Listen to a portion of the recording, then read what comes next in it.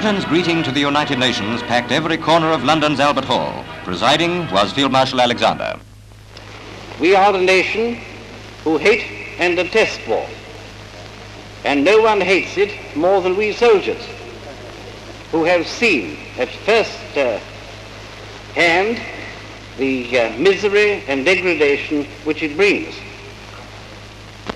So let us begin this evening by remembering all that has happened during the past 6 years, since the lights began to go out all over the world.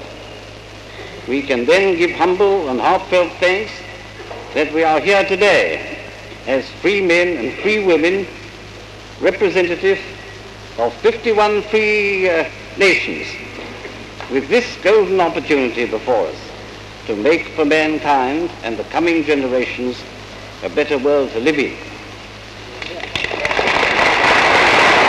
One of the highlights of this welcome to UNO was heralded by the skirl of the pipes as Scots Guards pipers play in the flags of the 51 United Nations.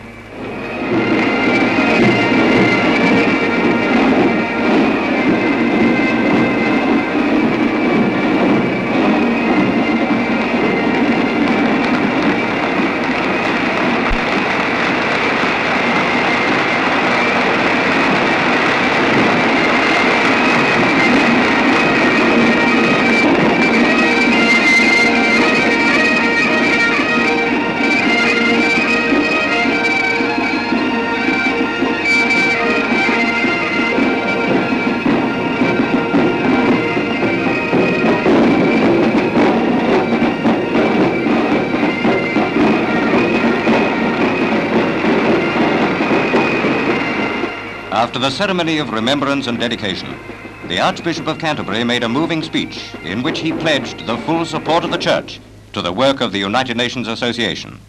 In the course of it, Dr. Fisher said, "And on behalf of all the churches and of all Christian people in this country, I can assure you also of our wholehearted support and of our unceasing prayers for this thing. The removal of the curse of Babel will not be done without God, nor without the overruling guidance of His Spirit. For the ways of peace and brotherhood are not the ways of natural man. They are of God, and they become ours only by His grace and by our obedience." In words which have that deep sincerity that comes from the heart, Mrs. Roosevelt also spoke. We must not forget that everyone who represents the people of one nation also represents the people of all nations. For we now know that what happens to people in any part of the world is of concern to people in every part of the world. We must build faith in the hearts of those who doubt.